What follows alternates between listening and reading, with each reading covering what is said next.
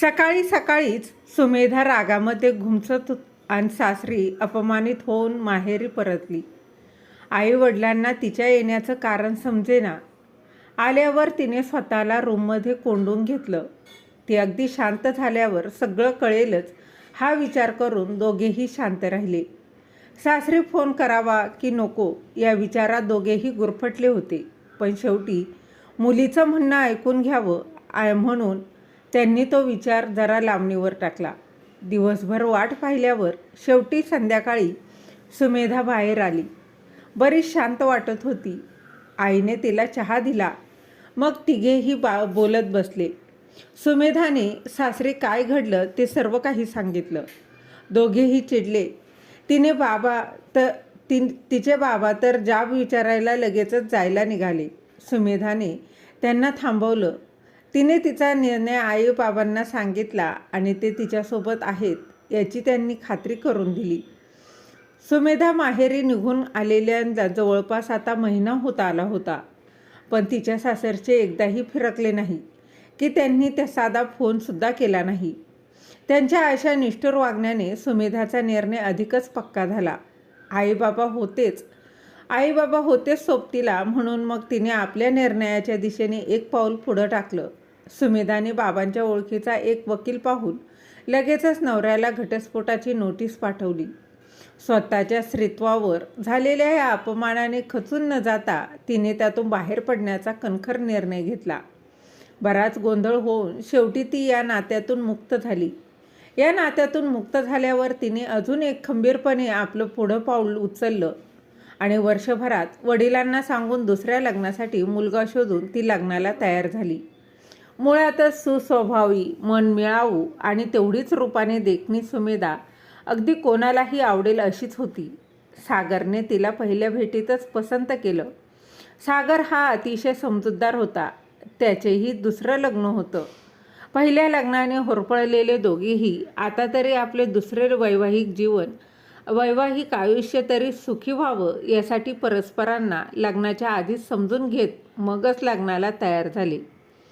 Court marriage करून अगदी साधेपणाने दोघांनी आपल्या नवीन आयुष्याला सुरुवात देखील केली.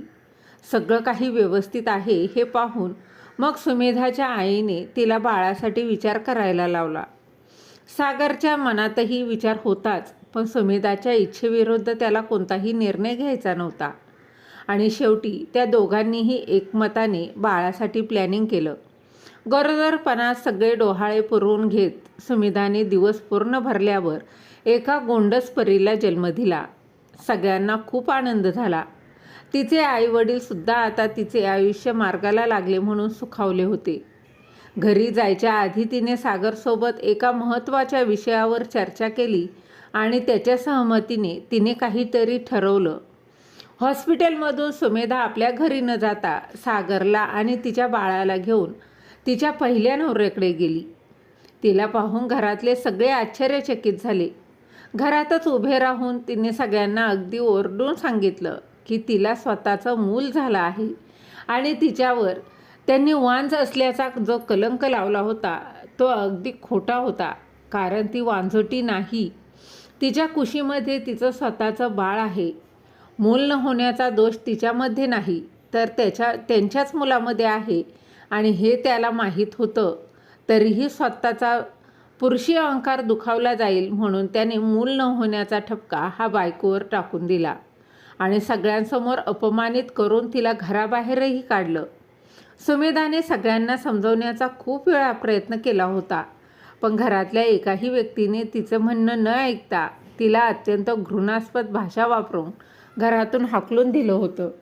सुमेधाला माहीत होतं की ती आई बनू शकते, पण हे सिद्ध करून दाखवायला तिला स्वतःला खूप खंबीर होऊन हा निर्णय घ्यावा लागला होता आणि तिच्या या निर्णयात तिचे आईबाबा आणि सागरने तिच्या निर्णयात अगदी ठामपणे तिच्या पाठीशी उभे राहत तिला अगदी साथही दिली होती.